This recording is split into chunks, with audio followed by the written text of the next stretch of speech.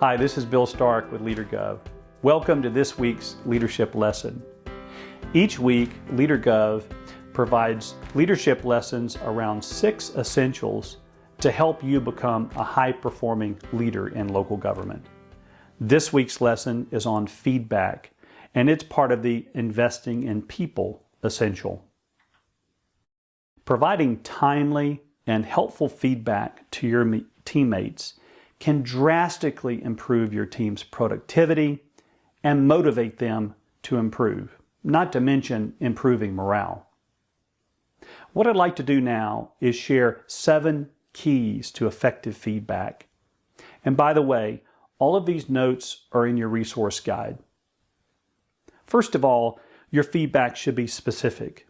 When you give feedback to a team member, you need to give some details and some depth to what you're saying as opposed to generalities. Secondly, your feedback should be timely. If an event has just occurred that is unique, that requires quick feedback, it's good to give feedback literally in the next hour or day or 2. But in general, feedback from a timely perspective should be at least every 90 days.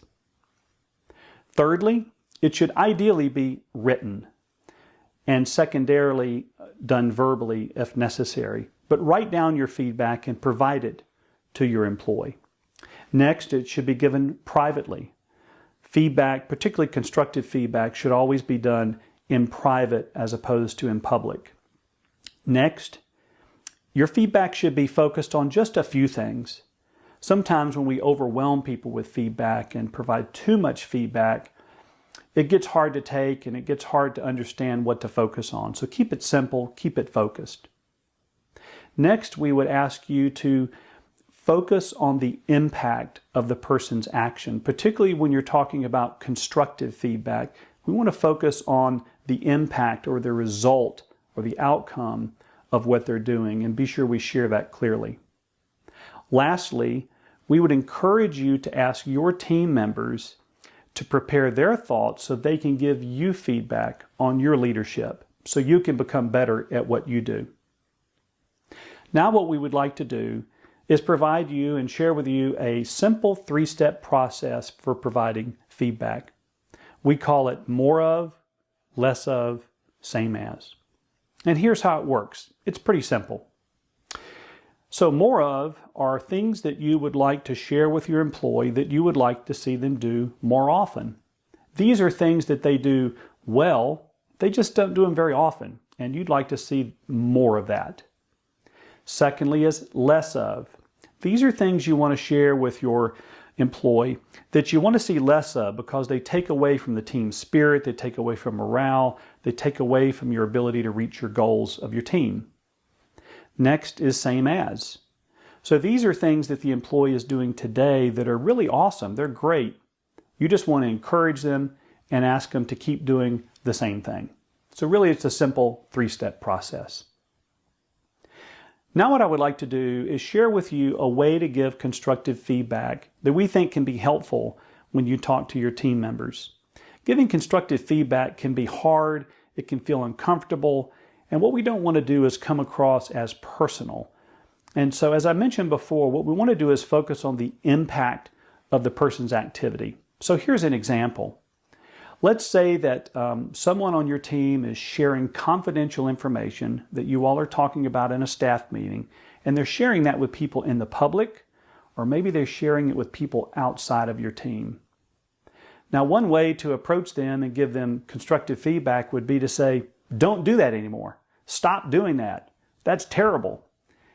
And that might be kind of our gut initial thought about how to provide feedback, but we want to take it a step further. What we are suggesting to you is to say something more like, you know, when you share confidential information outside of our team environment, it really confuses citizens, it causes disruption, it causes disharmony, and also, you know, it really breaks the trust level on our team when you do that. Could I have your agreement to work on that and improve in this area? So from that example, you see that I focused on the impact of what they're doing. Here's another example that might be helpful to you. Let's say you have a team member that's always coming into meetings late? Perpetually, they're 10, 15, 20 minutes late to a meeting. What you might naturally want to say is, stop doing that. It's terrible. Why do you come into meetings late? But maybe a more thoughtful way to give feedback would be to say, when you come into meetings late, it really disrupts the flow of our meeting and it makes them unproductive. And also, I feel disrespected as a leader when you come into our meetings late. Can I have your commitment to start being punctual at meetings? What we'd like to do now is transition and have you hear from a couple of local government leaders on this important topic of giving feedback. In my experience, when you create a culture or an environment of feedback, you're going to develop your people, which ultimately develops or improves, not develops, but improves your overall organizational performance. Now, I actually have one employee in particular who just recently advanced to being a director, I would say in the last year, because they were receiving corrective and confirming feedback on a regular basis. And it didn't just end there. They listened very well. And they took that criticism, that corrective criticism, and built on it and became one of my better leaders in the organization. So, and you got to be careful with feedback. You can't focus on the person. You got to focus on the task. I see a lot of people attacking the person in that feedback, and that hurts morale and motivation of the employee. So you need to make sure. And also when you're giving confirming feedback, I always love to do it in public. I want to see my team commended in public. If they do something great on a big project, I'm going to make sure, of course, you're going to say the things in the hallway like, hey, great job, great work. But when it gets to the big projects and they're doing really great stuff, you want to make sure the public knows that and the council knows that as well. At LeaderGov, we always want to encourage you to implement the things that you learn in these leadership lessons. So this week, we'd like to encourage you, using your resource guide, start making notes for each of your employees for feedback. Same of, less of, more of. So that way, you're beginning to collect your thoughts and get ready for the feedback session. Secondly, we'd like to encourage you to go ahead and put a date on the calendar to give each of your teammates feedback. We also want to encourage you to talk to your teammates about this opportunity for feedback. One of the things we'd like to suggest for you is that you share with them that you're going to start this process and that it's not punitive. It's really meant to encourage them and inspire them to be better at what they do.